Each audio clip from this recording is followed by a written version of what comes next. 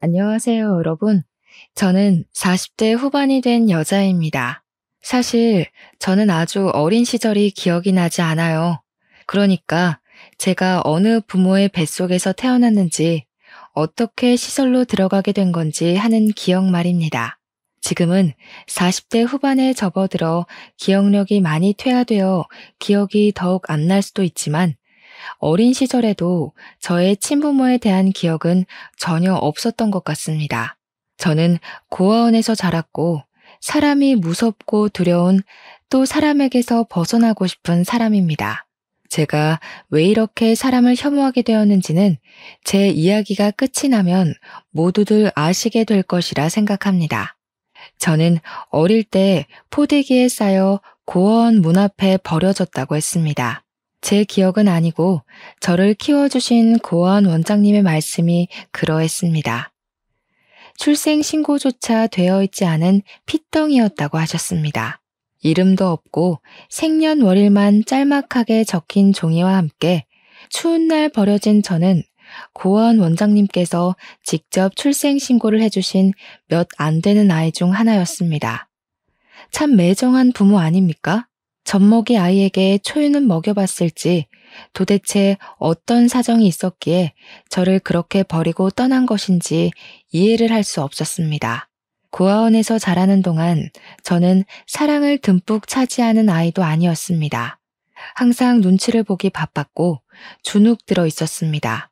우는 것밖에 할 수 없는 그 어린 아기 때도 이상하게 잘 울지 않았다고 고아원 원장님께서 말씀해 주셨습니다. 제가 성인이 된 이후에 부모의 흔적을 찾아보고 싶어서 고아원을 다시 방문했을 때에 해주신 이야기였습니다. 저는 부모의 흔적을 전혀 찾을 수 없었고, 지금까지도 제 친부모가 누구인지, 어디서 뭘 하며 살고 있는지도 알 수가 없었습니다. 평생을 고아원에서 살 줄 알았던 저에게 기회가 찾아오게 된 것은 제가 4살 생일을 치르고 며칠 뒤였습니다. 그날따라 유난히 제가 원하는 비싼 케이크에 꽃가루까지 선물을 받았던 터라 매일이 오늘만 같았으면 좋겠다 하는 생각을 한 날이었습니다. 원장 선생님께서는 돌봐야 하는 아이들이 많았기에 비싸고 맛있는 케이크보다는 늘 싸고 큰 케이크를 사주셨거든요. 그날은 이상하게 제가 늘 먹고 싶어 했던 초콜릿이 가득 올라간 케이크를 사주셨고, 다른 애들에 비해 가장 큰 조각을 저에게 주셨던 날이었습니다. 생일이었으니까 이제 잘 해주시려나 보다 하고 생각했던 것도 잠시, 저는 며칠 뒤 미국으로 입양을 가게 되었습니다.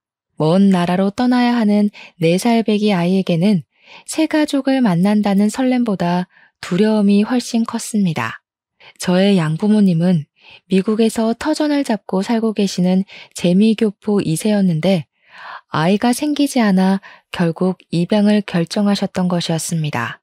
그래도 한민족 핏줄을 입양하고 싶다는 바람에 한국까지 와서 입양 절차를 밟고 저를 데려가셨던 것이었습니다. 저는 미국에서 천천히 적응을 하며 양부모님을 정말 제 부모처럼 생각하고 의지하면서 하루하루를 버텨나갔습니다. 하지만 항상 행복은 저를 비껴나가는 듯 했습니다. 양부모님이 저를 입양한 지 12년 만에 임신을 하시게 된 것이었습니다. 절대로 아이가 생길 일 없다고 장담을 했던 두 부부에게 친핏줄이 생기니 얼마나 끔찍하게 아끼셨을까요? 제 나이 16살에 생긴 동생은 너무나도 작고 예뻤고, 저는 진심으로 제 친동생처럼 생각했기에 한 번이라도 더 보고 싶어 안달이 난 상태였습니다.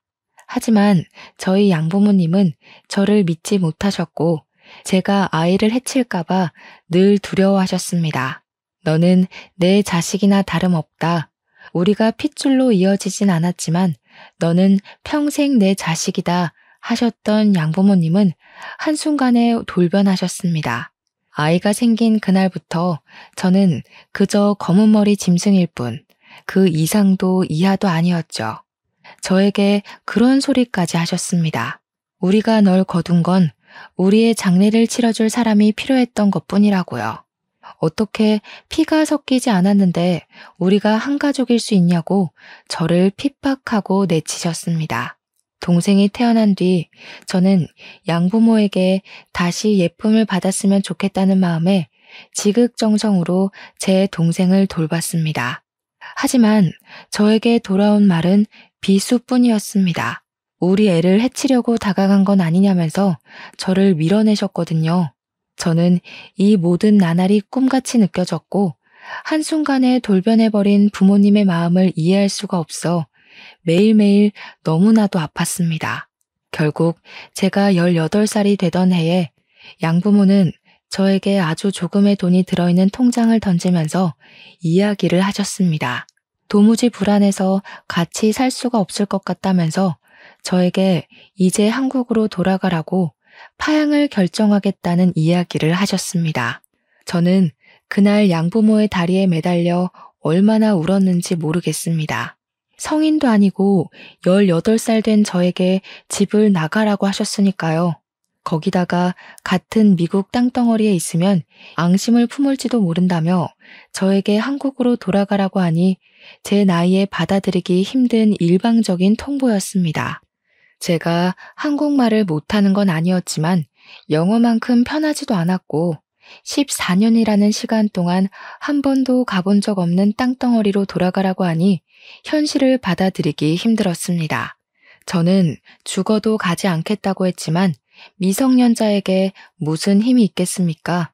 제가 살던 동네에 이상한 헛소문이 퍼지기 시작했습니다. 제가 고작 2살 된 아기에게 해를 가하고 있다는 소문이었습니다.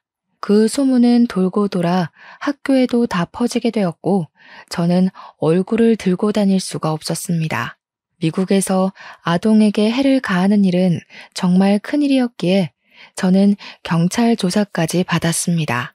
정말 입양한 아이가 질투가 나서 아이에게 해를 가한 줄 알고 신고를 한 이웃 덕분에 말입니다.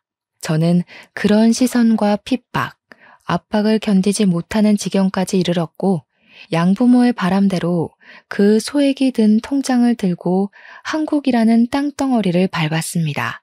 미성년자의 힘으로 아무것도 할 수 없었던 저는 물어물어 고시원이라는 곳에 자리를 잡게 되었습니다. 저의 처지를 불쌍하게 여겨주신 고시원 주인 부부가 고시원 청소 일을 하면 방을 공짜로 내어주겠다고 하셔서 그 일을 하면서 더부살이를 했습니다. 고시원에서 먹을 수 있는 것은 김치와 쌀밥이 전부였지만 가릴 처지가 못 되었기에 저는 그 밥으로 연명을 했습니다. 고등학교를 가라는 고시원 주인 부부의 조언 덕에 혼자서 학교까지 찾아가 입학을 하겠다고 했고 저는 학교를 다니면서 틈틈이 아르바이트를 했습니다. 아무리 공짜 밥을 먹고 공짜로 잠을 잔다고 해도 저에게 기본적으로 들어가야 할 돈이 필요했기 때문이었습니다. 정말 안 해본 일을 꼽는 게 더 편할 정도로 모든 잡일이란 잡일은 다 해봤습니다. 악착같이 하루에 4시간을 자면서 버티고 일하고 공부하고 한 덕에 그럭저럭한 대학까지 붙긴 했는데 대학 등록금이 한 푼도 없었습니다. 내놓으라 하는 대학은 아니었지만 그래도 완전 똥통 학교는 아니었기에 대학을 다니며 공부를 하고 싶다는 열망은 있었습니다. 하지만 제 현실은 너무나도 시궁창이었고 하루아침에 모든 타격감이 저를 때리는 듯한 기분이 들어 자괴감이 들었습니다. 저는 결국 대학 등록금을 마련하지 못했고 학교 정문 근처 벤치에 앉아 엉엉 울고 말았습니다. 그러다가 한 인연을 만나게 되었는데 그 사람이 바로 제 남편입니다.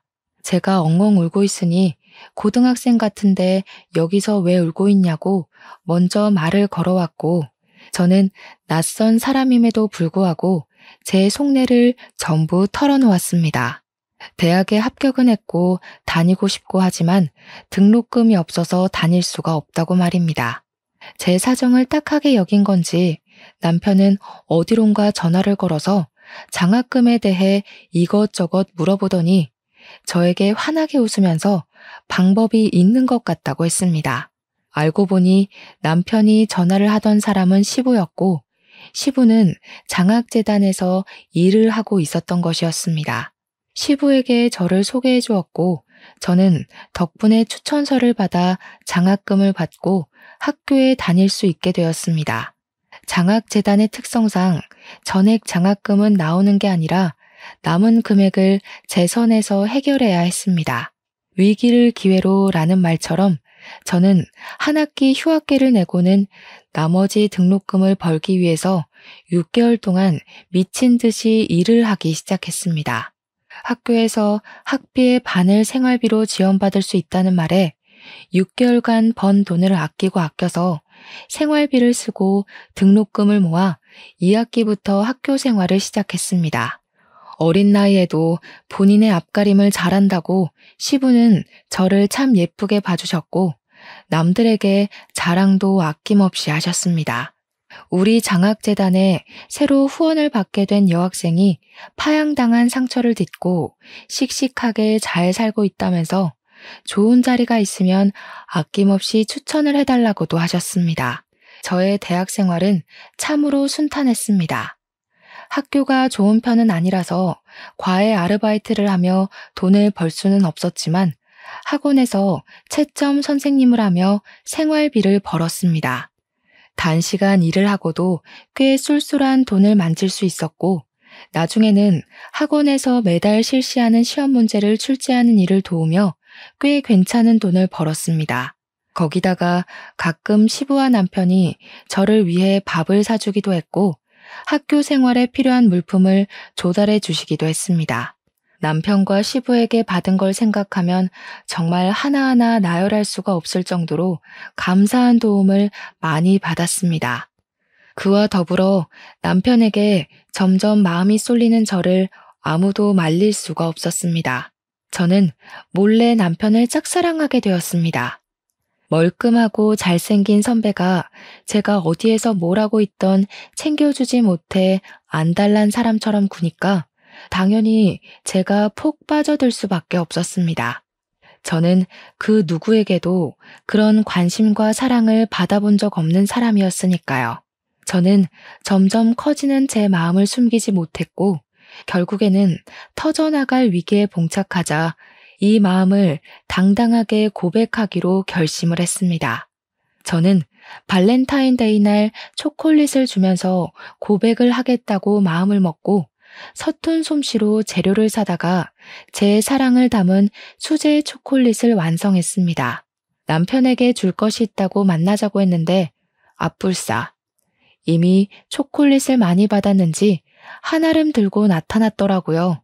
다들 고급스럽게 포장이 되어 있었는데 그 사이에 서툰 솜씨로 만든 제 초콜릿이 낀다고 생각하니 너무 부끄러웠습니다.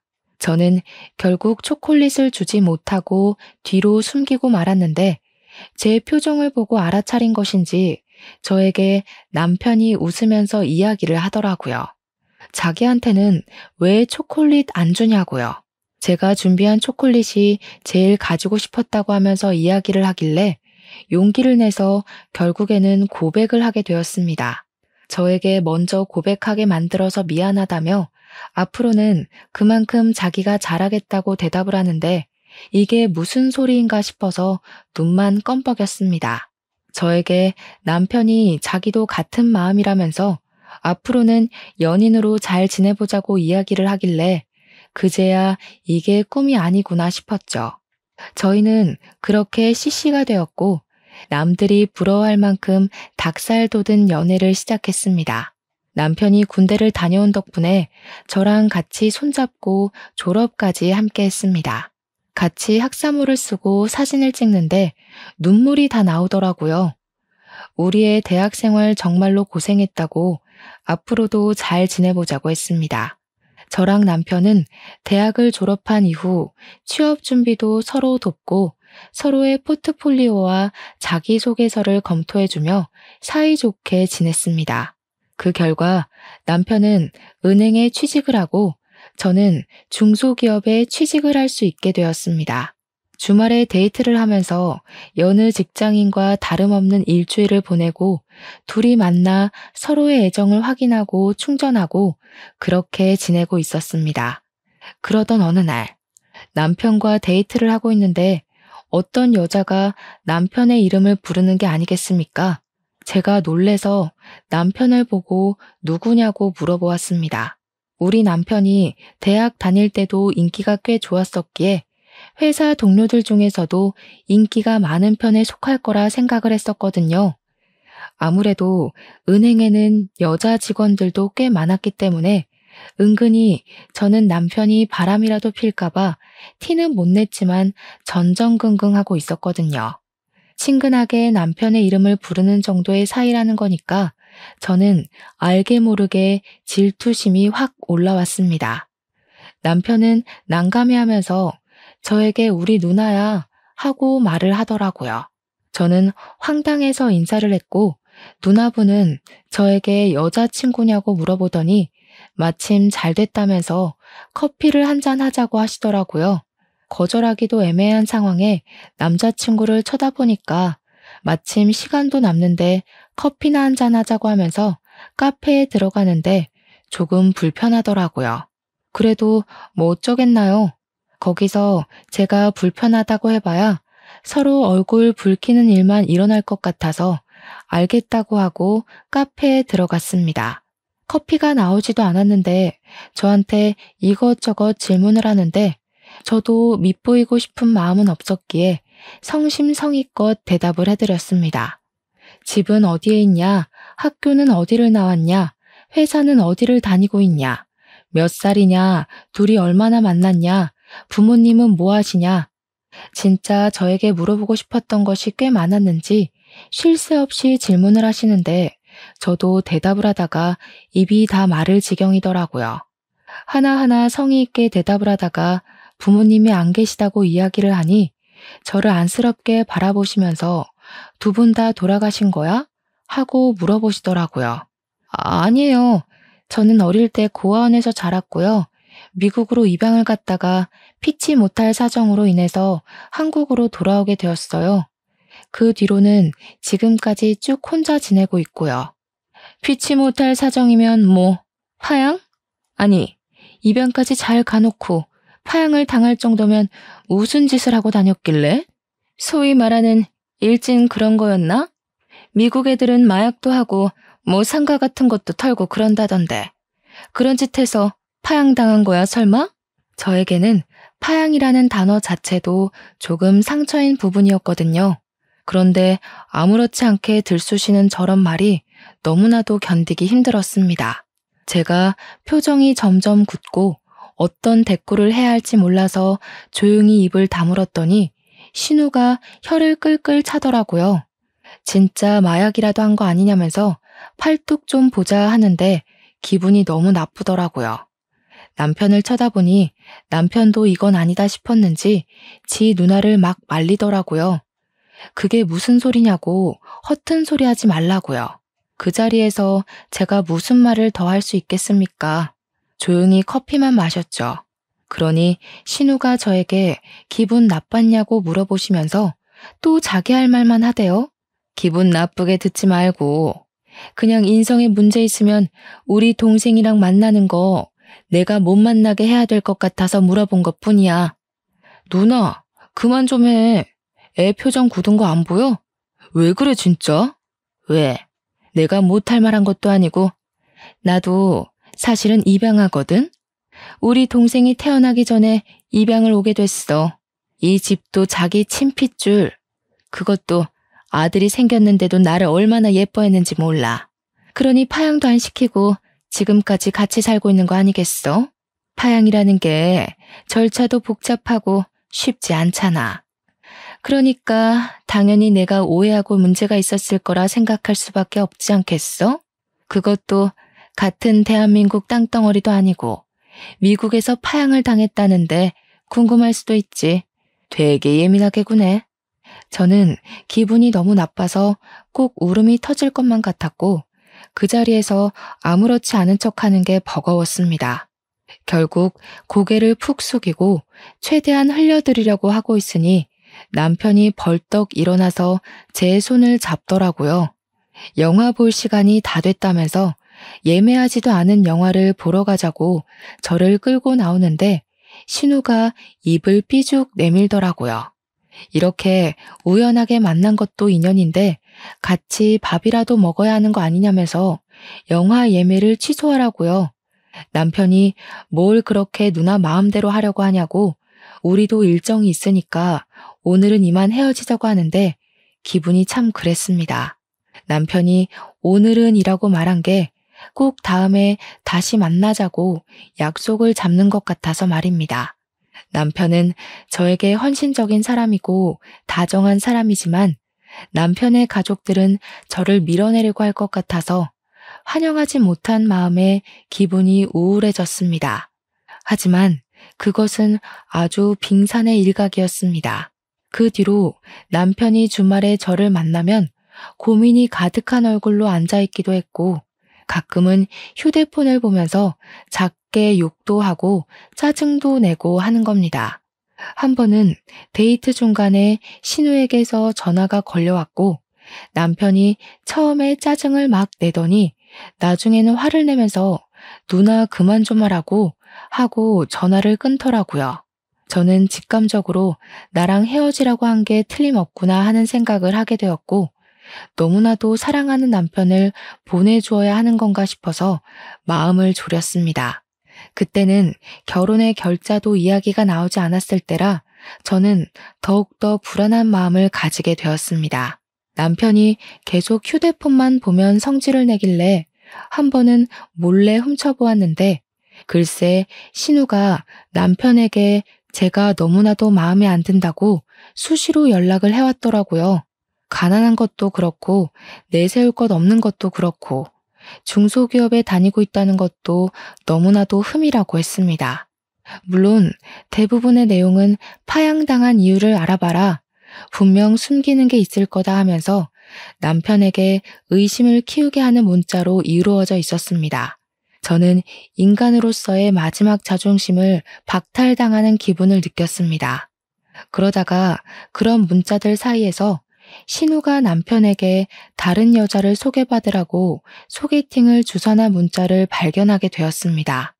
남편에게 깊은 배신감이 들고 그러더라고요. 물론 남편이 그 자리에 나갔는지 나가지 않았는지 저는 모르고 있었고요. 서운한 마음이 켜켜이 쌓이면서 저는 남편에게 점점 거리를 두기 시작했고 남편도 그걸 눈치챈 것 같았습니다.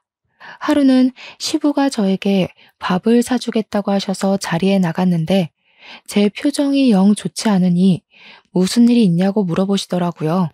말을 할까 말까 고민을 하다가 이대로 당하고 있을 수는 없겠다는 생각에 시부에게 모든 걸 털어놓았습니다.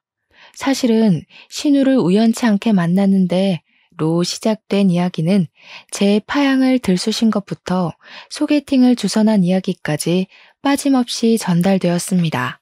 시부는 얼굴이 창백해졌다가 새빨개졌다가 반복하면서 화가 엄청나게 났는지 결국 신우에게 전화를 걸어서 한바탕 잔소리를 퍼부었습니다. 애한테 어떻게 그런 상처를 줄 수가 있냐면서 그러고도 네가 사람이냐고 왜 사람 속을 자꾸 뒤집어 놓는 거냐고 소리를 막 지르셨습니다. 그렇게 사그라들 줄 알았던 신우의 모멸은 그날 밤 저에게 고스란히 배가 되어 돌아왔습니다. 어떻게 우리 아빠한테 그런 걸 이럴 수가 있어?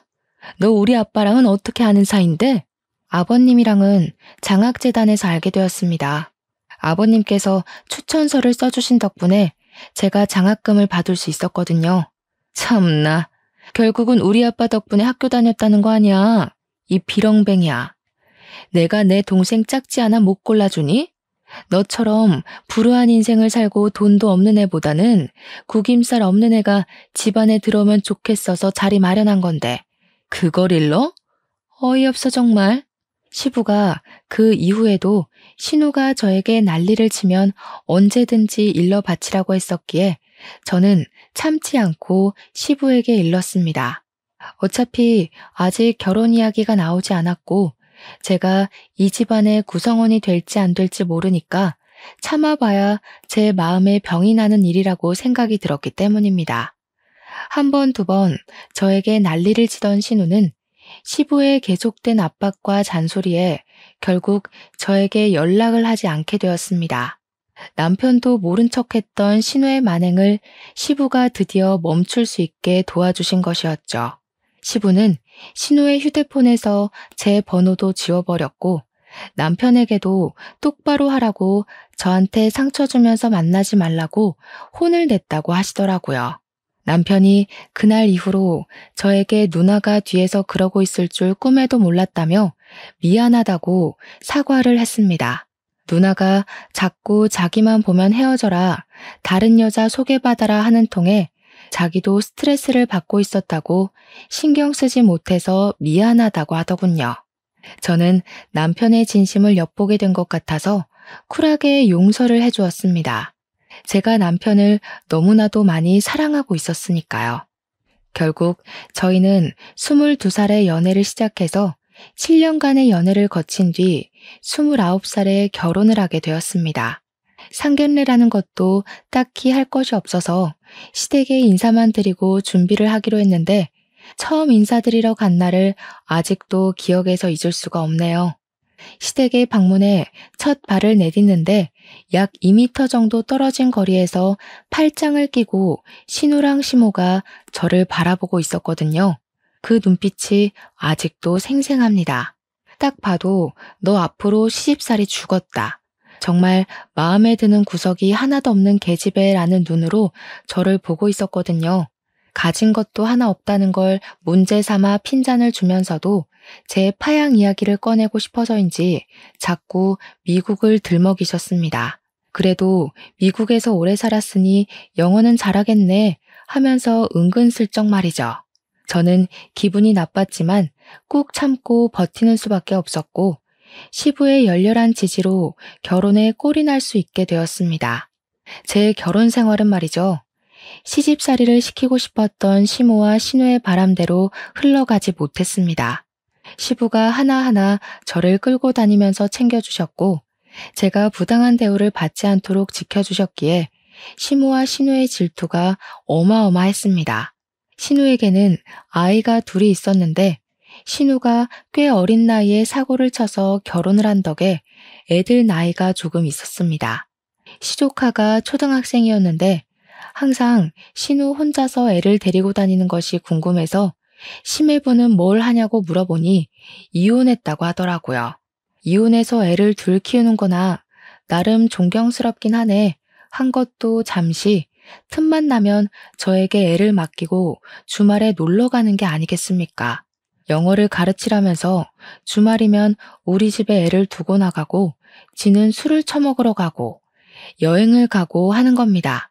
남편도 처음에는 신우한테 너무한 거 아니냐고 우리 집이 무슨 보육원인 줄 아냐고 당장 애 데려가라고 난리를 쳤습니다. 하지만 이게 계속 반복이 되고 신우는 뻔뻔하게 나오고 나중에는 싸우기도 지친 건지 저한테 그냥 조카들 좀 보라고 하더라고요. 은행에서 승진 문제를 두고 골치가 아픈데 집에서까지 스트레스 받고 싶지 않다고 저한테 제가 굽히면 편할 일이라고 하더라고요.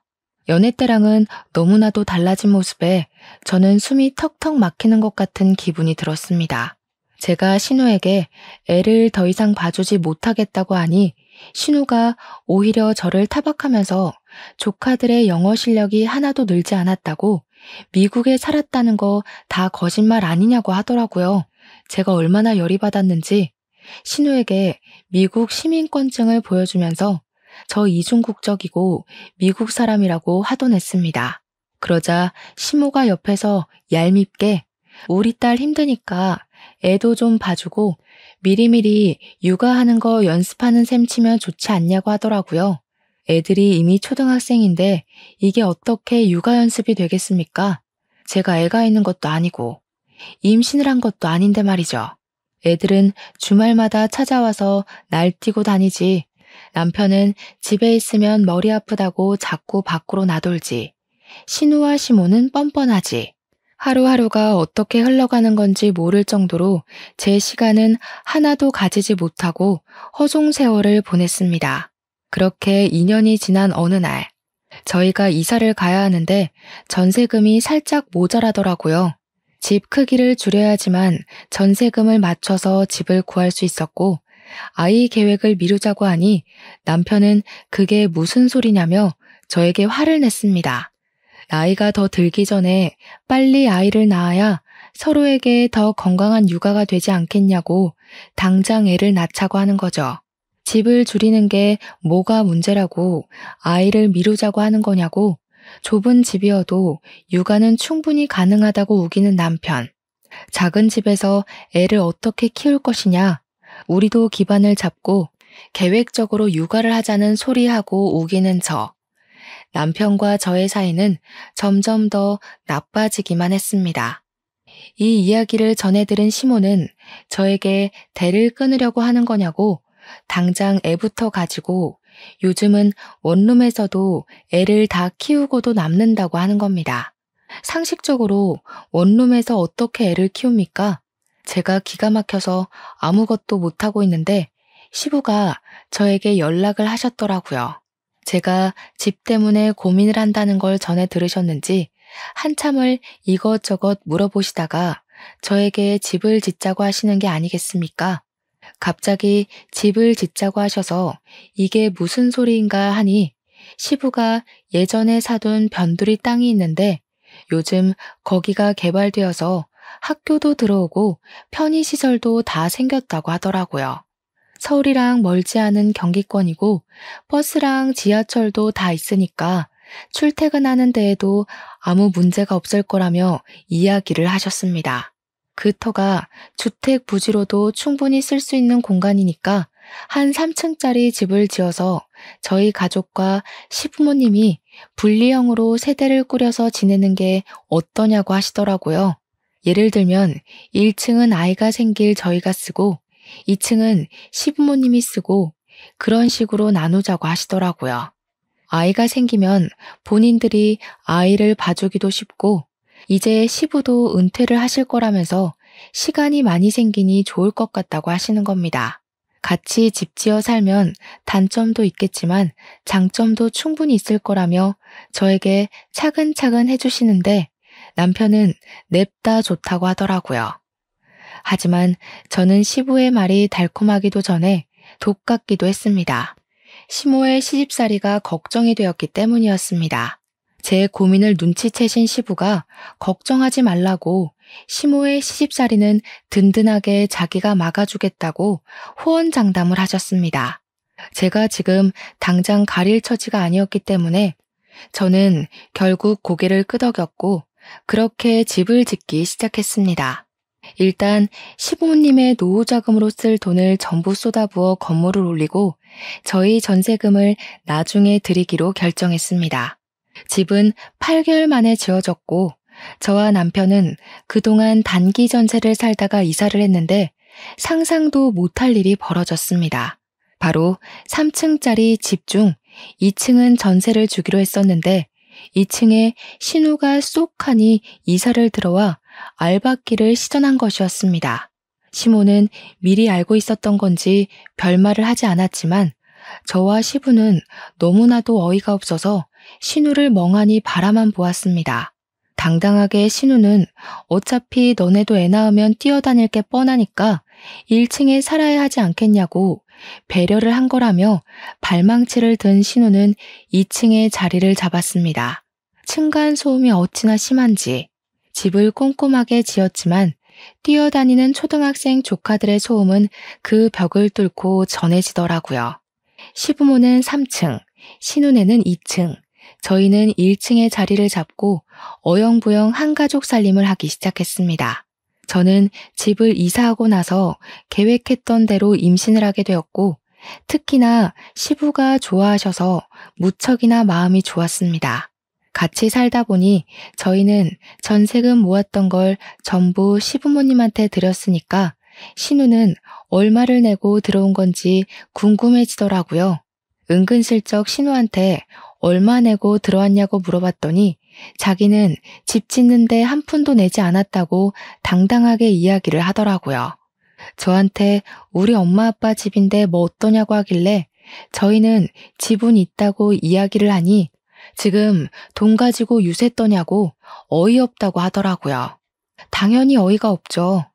시부모님이 나중에 돌아가시고 나면 이 집을 어떻게 처분할 건지도 생각을 해봐야 했으니까요. 가끔 시부모 집에서 밥을 먹을 때마다 그걸 가지고 신우가 꼬투리를 잡더라고요. 너네는 이 집 지을 때 돈 냈다고 지분 있다고 올케가 그러더라. 우리 엄마 아빠 죽으면 나 쫓겨나겠네. 서러워서 어쩌나? 일부러 저를 곤란하게 만들으려고 그런 소리를 하는 것이었습니다. 그럴 때마다 시모는 저한테 왜 속 시끄럽게 돈동거리냐고, 우리가 빨리 죽었으면 좋겠기에 하는 말이냐고 핀잔을 주었습니다. 남편은 저에게 욕심 부리지 말고 여기서 평생 살 거니까 그냥 좋은 게 좋은 거다 하고 고개 숙이고 살라고 했습니다. 하지만 시부만큼은 그런 사람들 사이에서 제 편이 되어주셨습니다. 우리 며느리가 맞는 말 했지 뭐. 너는 나중에 우리 죽고 나면 쫓겨나도 할 말 없어. 돈 한 푼도 안 냈잖아. 아니 아빠, 어떻게 딸한테 그런 소리를 할 수가 있어? 지금 나 입양하라고 구박 주는 거야? 어머 얘가, 우리가 언제 너 입양하라고 차별을 했니? 뭘 했니? 못하는 말이 없어 아주. 그리고 며느라가, 너도 그렇다 참. 왜 그런 소리를 해서 애 속을 뒤집어 놓니? 그러니 우리 딸이 입양하니 뭐니 저런 소리를 하지. 저런 생각 자체를 하지 않게 가족 간에 분란 만들지 말고 네 자리나 잘 지키렴. 저는 그 자리에서 남편이 제 편을 들어줄 거라 생각했지만 남편도 시모의 말에 동의를 하면서 가족 간의 분란을 만들지 말라고 한 소리를 하더라고요. 저는 다른 것보다 남편이 제 편을 들어주지 않는 것이 서운해서 눈물을 뚝뚝 흘리면서 집으로 내려와 버렸습니다. 그러던 어느 날, 신우가 저한테 조카들에게 영어를 좀 알려주었으면 좋겠다고 이야기를 하더라고요. 돈 한 푼도 주지 않고 부려먹을 게 뻔해 보였기 때문에 저는 정중하게 거절의 의사를 비췄습니다. 제가 회사 일이 바쁘기도 했고 중소기업 특성상 선주문이 들어오는 시기가 되면 퇴근이 늦어질 정도로 엄청나게 바빴거든요. 제가 맨날 퇴근을 늦게 하던 시기라서 도저히 시간이 나지 않을 것 같다고 남편한테 밥 차려줄 시간조차 없다고 이야기를 했습니다. 물론 조카를 맡고 싶지 않았던 마음이 컸지만 시간이 없는 건 사실이었습니다.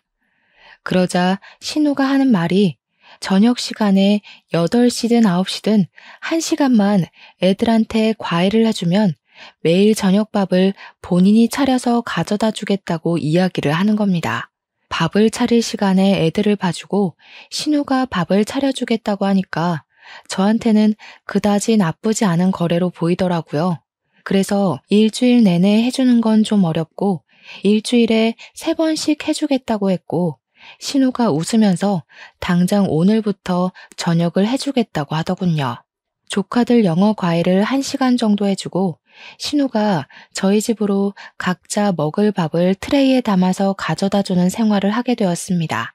신우가 그렇게 착한 사람이 아님을 분명 알고 있는데도 밥도 개개인 그릇에 딱딱 식당처럼 내주고 설거지도 본인이 하겠다면서 그릇을 들고 가더라고요. 솔직히 저는 너무나도 편했고 남편도 신우가 해주는 밥이라서 그런지 반찬 투정 한 번 없이 밥을 잘 먹더라고요. 그런데 그런 생활이 지속된 지 한 3주쯤 흘렀을까요? 어느 날 갑자기 밥맛이 조금 이상하게 느껴지는 게 아니겠습니까?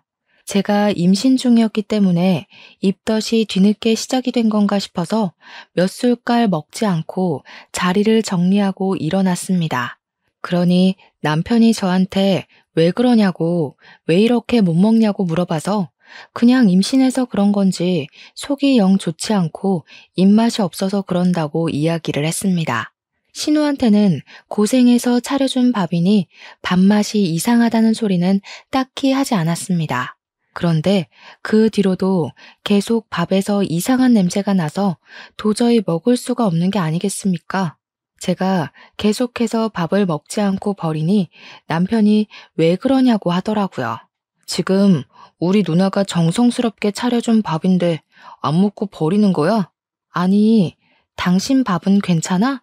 이상하게 밥에서 냄새가 나고 역해서 먹질 못하겠어. 그러니 남편이 저에게 그래? 하면서 자기 밥이랑 바꿔 먹자고 하더라고요. 그래서 남편 밥을 먹어보니까 이상한 냄새도 안 나고 맛도 멀쩡한 게 아니겠습니까? 남편한테 내 밥에서 냄새 나고 맛도 이상하지 않냐고 물어보니까 남편이 전혀 모르겠다면서 괜히 유난 떠는 거 아니냐고 우리 누나가 그렇게 싫으냐고 하더라고요. 저한테 너 그거 병이야. 시자 들어가면 다 싫어하는 이상한 병. 이러면서 호통을 치는데 임산부한테 그게 할 말인지 서럽더군요. 제가 진짜 이상한 맛이 나서 그런다고 제 말 좀 믿어달라고 했더니 앞으로는 밥을 바꿔 먹자고 그러더라고요. 자기는 맛만 좋고 똑같다면서요. 그런데 문제는 여기서부터 시작이 되었습니다. 남편이 출근을 하는데 자꾸 눈이 침침하다고 하는 겁니다. 안과를 가보라고 하니까 노안인가? 하면서 대수롭지 않게 생각을 하더라고요. 아직 30대 중반인데 벌써 노안이 오겠냐고 대충 넘겼는데 그날 오후에 시부가 친구를 만나러 밖에 나갔다가 사고를 당했다는 연락을 받게 되었습니다. 병원에 놀라서 찾아가니 시부가 온몸에 붕대를 감고 있는데 의사 말로는 정말 기적적으로 살아난 거라고 하더라고요. 교통사고였는데 시부가 앞에 차를 보지 못하고 그냥 들이받은 것 같다고 하면서 과실도 100% 시부의 잘못이라는 겁니다. 무려 중앙선을 넘어서 마주오던 차량과 정면으로 부딪힌 것이었습니다. 시모는 엉엉 울고 있고 시부는 의식이 돌아와서 드문드문 말을 하셨는데 자꾸 눈이 잘 안 보인다고 침침하다고 하시더라고요. 남편도 눈이 침침하다고 했었다는 게 떠오르면서 괜히 이상한 기분이 들었습니다. 뭔가 놓치고 있는 기분이 들었거든요. 시무랑 신우가 저에게 잠시 병실을 좀 지키고 있으라고 하길래 제가 오늘 돌볼 테니 집에 가서 쉬시라고 말을 전했습니다. 제가 병실을 지키고 있는 사이 남편이 퇴근해서 오더니 본인도 진료 예약을 좀 잡는 게 좋겠다고 하면서 저에게 그냥 집으로 가라고 하더라고요. 임산부가 병실을 지켜봐야 뭘 하겠냐고. 다음 날이 때마침 주말이니 본인이 지키고 있겠다고 하더라고요. 그래서 고맙다고 이야기를 하고 저는 집으로 돌아왔는데 아무래도 시모한테 이야기를 해두는 게 좋겠다 싶어서 3층으로 올라갔습니다. 그런데 신우랑 시모가 이야기를 나누고 있는 소리가 들리더라고요. 아니, 왜 며느리 눈은 괜찮고 우리 아들 눈이 침침하다 그러냐? 둘 밥이 바뀐 거 아니야? 아니, 그럴 리가 없는데. 내가 옳게 거라고 콕 집어서 알려준단 말이야. 우리 아들이 대신 먹고 있는 거 아니겠지? 아이고, 메탄올인가 뭔가 하는 거, 그거 이제 그만 넣어라. 불안하다. 아니, 언제는 엄마도 좋은 생각인 것 같다고 했잖아. 아빠처럼 옳게도 사고 나면 딱인데. 임신까지 했으니 보험금도 2배 아니야. 너희 아버지도 한 방에 갔어야 했는데 저렇게 살아서 어쩌냐. 치료비는 어쩌고. 거기다가 중앙선을 넘어가지고 보험금도 사망보험금만 나올 것 같은데 죽어주지 좀. 그래서 엄마 돈 한 푼도 없다고?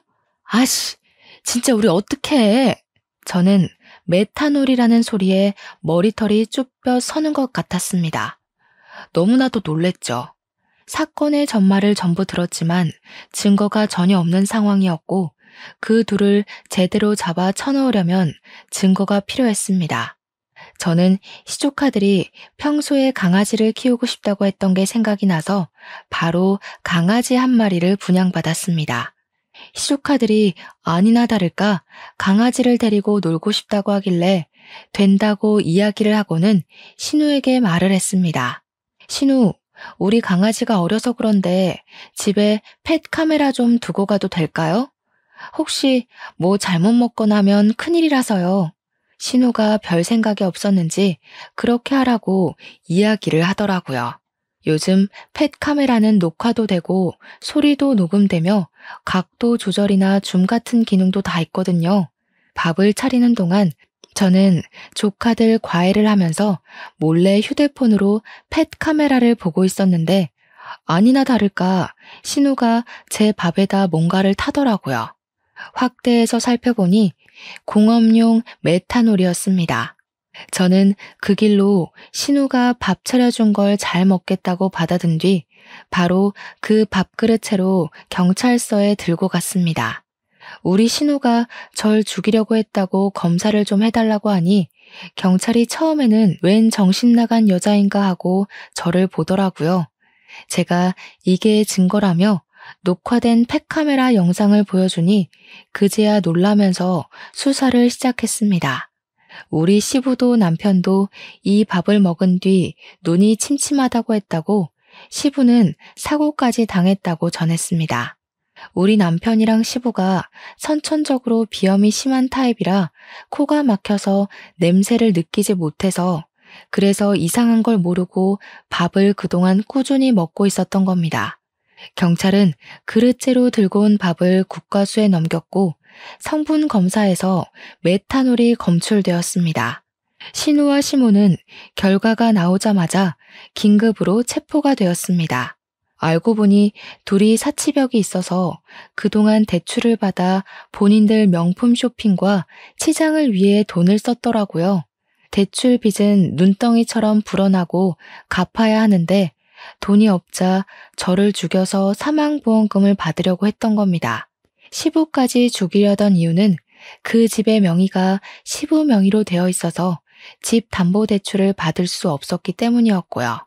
저도 모르는 사이에 제 사망보험이 7개나 가입이 되어 있었다는 걸 보고 기함을 토했습니다. 둘 다 저에게 엉엉 울면서 빌었지만 저는 당연히 선처를 해주지 않겠다고 했습니다. 우리 남편은 시력이 많이 손상되어 있는 상태였는데 복구를 할 수 있는 방법이 없다고 하더라고요. 신경의 문제라서요. 제가 임신 중이었기에 가중처벌을 받은 시모와 신우는 둘 다 감옥 생활을 하게 되었습니다. 시부는 다행히 뼈가 잘 붙어서 호전이 되었고 저에게 재산 분할을 해줄 테니 이혼을 하라고 하셨습니다. 남편은 그 소리를 듣자마자 자기 눈도 잘 안 보이는데 자기를 버리고 가면 어떻게 하냐고 저와 시부에게 소리를 쳤지만 그게 뭐 제 문제인가요?